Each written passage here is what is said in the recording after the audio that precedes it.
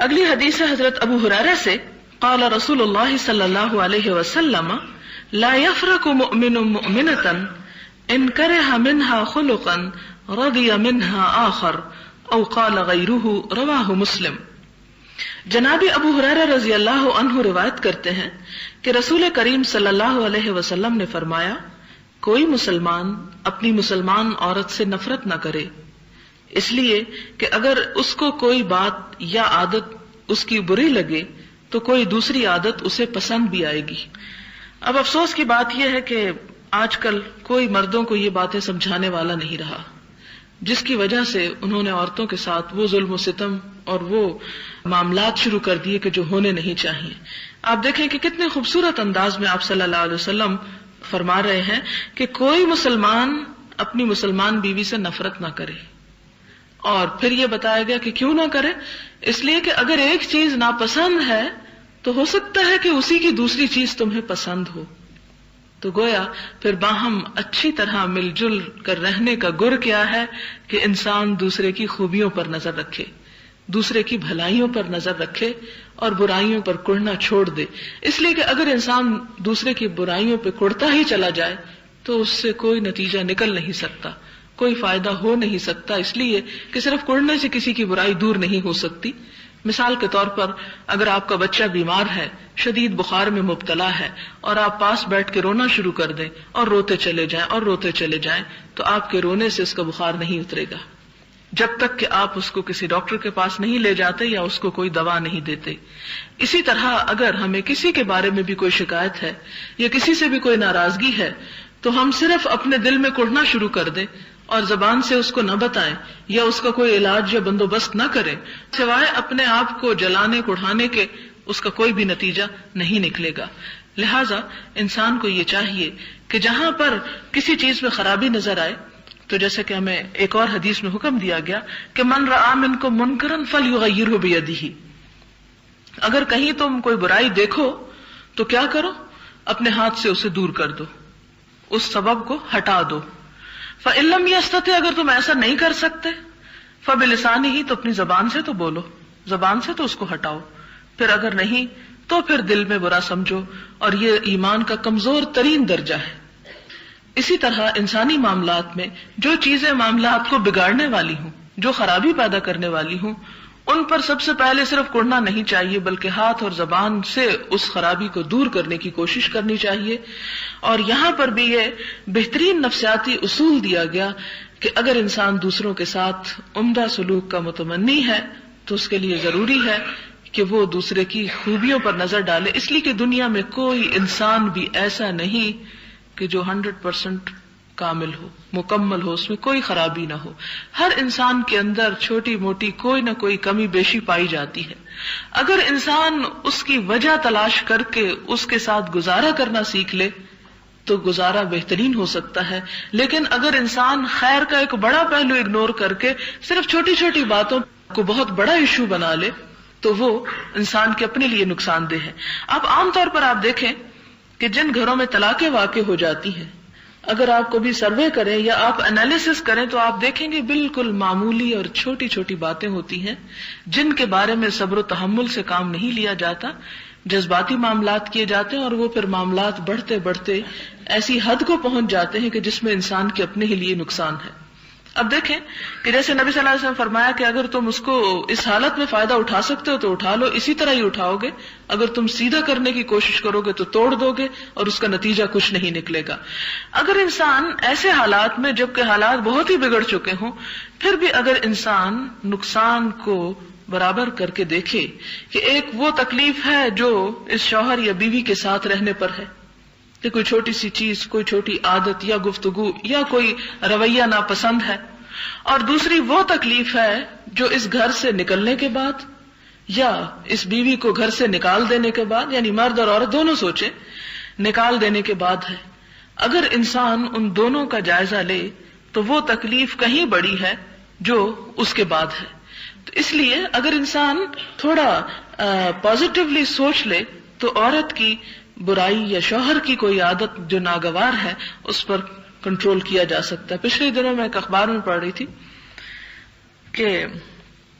کسی شخص نے اپنی پسند کی شادی کی اور شادی کے کچھ ہی دن کے بعد اپنی جو بیوی تھی جسے بڑے ارمانوں سے اور بڑی محبت سے وہ بیاہ کے لایا تھا، اس کے نیند میں خراٹے لینے کی عادت کی وجہ سے اس کے ناک کے اندر روئی ڈال دی اور وہ اسی طرح اس کی ڈیتھ ہو گئی۔ تو ظاہر ہے کہ ایک بڑی تکلیف دہ صورتحال ہے۔ کچھ لوگ جو ہیں وہ نہیں سو سکتے خراٹوں کی وجہ سے، ایک شدید قسم کی ڈسٹربنس ہو سکتی، خصوصاً جن لوگوں کی نیند کم ہو۔ لیکن آپ دیکھیں کہ انسان اپنی خوشیوں کی خاطر اگر تھوڑی سی کسی کی تکلیف برداشت نہیں کر سکتا، اگر پھول چاہیے تو اس کے ساتھ کانٹا اوائڈ کرنا چاہتا تو یہ ہو نہیں سکتا۔ اگر چھوٹی چھوٹی تکلیفیں اور چھوٹی چھوٹی باتیں انسان ان کو بہت بڑا ایشو بنا لے تو زندگی گزارنا مشکل ہو جائے۔ لہذا سسرال ہو یا شوہر بیوی کا معاملہ ہو یا کہیں پر انسان جہاں کام کرتا ہو وہاں اپنے ساتھ رہنے والوں کے اور ساتھ کام کرنے والوں کے معاملات ہوں، تو ان تمام معاملات کی خوشحالی کا اور تعلقات کی بہتری کا انحصار اس بات پر ہے کہ انسان کتنا ضبط کرنا جانتا ہے، اور ضبط وہی انسان کر سکتا ہے جو تکبر میں مبتلا نہ ہو، اور جو اپنے آپ کو بڑی چیز نہ سمجھتا ہو، اور جو یہ سمجھتا ہو کہ مجھ سے بھی تو غلطی ہوتی ہے، کیا ہوا اگر دوسرے سے غلطی ہو گئی، کیا میں نہیں چاہتا کہ مجھے معاف کر دیا جائے؟ اگر میں اپنے بارے میں یہ سمجھتا ہوں اور اس بات کی تمنا رکھتا ہوں مجھ سے درگزر کیا جائے، تو پھر میرے اندر بھی یہ بات ہونی چاہیے کہ میں دوسروں کی غلطیوں اور کمزوریوں کو درگزر کروں اور انہیں بہت زیادہ امپورٹنس نہ دوں، اس لیے کہ اس دنیا میں صرف خوشیاں ہیں نہیں، ہر پھول کے ساتھ کانٹا ہے اور ہر اچھی چیز کے ساتھ جس کا ڈارک پہلو بھی ہے۔ اگر دن کی روشنی ہے تو رات کا اندھیرا بھی ہے، اور اگر اچھے حالات ہیں تو زندگی میں تلخیاں اور گرمیاں بھی ہیں۔ لہذا انسان اچھائی کی امید رکھے اور دوسرے پہلو کو زیادہ سے زیادہ نظر انداز کرتا چلا جائے، یہی زندہ رہنے کا گر ہے۔ اور اگر انسان اس پہلو کو اپنے اوپر غالب کر لیتا ہے جو تکلیف کا ہے تو وہ شخص کہیں بھی دنیا میں چین نہیں پا سکتا۔ پھر اسی طرح اگلی حدیث ہے کہ جناب عمرو بن احوص جشمی رضی اللہ عنہ راوی ہیں کہ میں نے رسول اللہ صلی اللہ علیہ وسلم کے حجۃ الوداع کے موقع پر اللہ تعالیٰ کی حمد و ثنا اور نصائح اور واعظ کے بعد یہ فرماتے ہوئے سنا، خبردار عورتوں کے ساتھ بھلائی کا انداز اختیار رکھو، اس لیے کہ وہ تمہارے پاس قیدی ہیں اور تم ان سے سوائے اپنے خاص حق کے کسی اور چیز کے مالک نہیں ہو۔ تمہیں جس چیز کا نکاح کے بعد اختیار دیا گیا ہے وہ صرف ان کی ذات ہے، باقی جو ان کی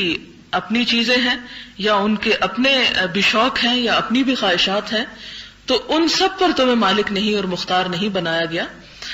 ہاں اگر وہ خلاف عصمت و آبرو کوئی حرکت کریں، یعنی بے حیائی کا کوئی کام کریں، تو بطور سزا یہ کر سکتے ہو کہ اپنے بستر سے انہیں دور رکھو اور ہلکی مار بھی مار سکتے ہو، مگر ضرب شدید نہیں۔ پھر وہ تمہاری بات مان لیں تو اور کوئی تکلیف نہ دو۔ یہ سورۃ النساء کی اس آیت کی تفسیر بھی ہے کہ جس میں یہ آتا ہے کہ فَإِذُوهُنَّ فَاهْجُرُوهُنَّ فِي الْمَضَاجِعِ وَاضْرِبُوهُنَّ، کہ اگر تمہیں ان کے نشوز کا ڈر ہو تو نشوز سے مراد پھر کیا ہوا؟ یہ حدیث اس کی وضاحت کرتی ہے کہ بے حیائی کا ارتکاب، کہ اپنے شوہر کے خاص حق میں کسی دوسرے مرد کو شریک کرے۔ تو ایسی صورت میں مرد کو کیا حکم دیا گیا کہ پہلے تو سمجھائے، نہ سمجھے تو پھر اس سے قطع تعلق ہی کرے، اس پر بھی نہ سمجھے تو پھر تیسرے درجے پہ مار سکتا ہے، لیکن کیسی مار؟ ضرب شدید نہیں، کہ اس کی بھی دو باتیں بتا دی گئی کہ ایسا نہ ہو کہ جس سے جسم کے اوپر کوئی نشان رہ جائے، اور ایسا بھی نہ ہو کہ جو چہرے کے اوپر ہو۔ تو پھر حضرت ابن عباس سے کسی نے پوچھا پھر وہ کیا ہو؟ تو آپ نے کہا جیسے مسواک جیسی چیز سے مارنا۔ واضح رہے کہ تم کو اگر بیویوں پر کچھ حق ہے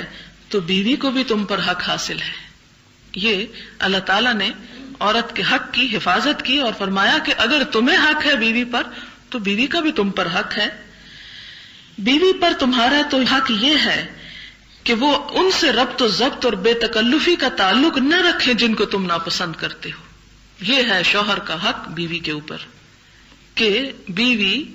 ان کے ساتھ ایسا تعلق نہ رکھے، یعنی دوسرے مردوں کے ساتھ بے تکلفی کا، یا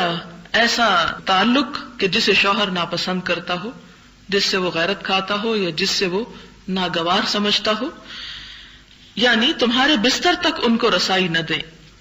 یا تمہارے گھر میں تمہارے ناپسندیدہ فرد کو داخل نہ ہونے دیں، یعنی شوہر حاضر ہو یا غائب ہو کسی حال میں بھی، کیونکہ اس سے تعلقات جو ہیں ان کے اندر بگاڑ آتا ہے۔ اور ان کا تم پر کیا حق ہے؟ یہ حق ہے کہ ان کے کھانے کپڑے کے انتظام کے ساتھ ان سے حسن سلوک برتو، یعنی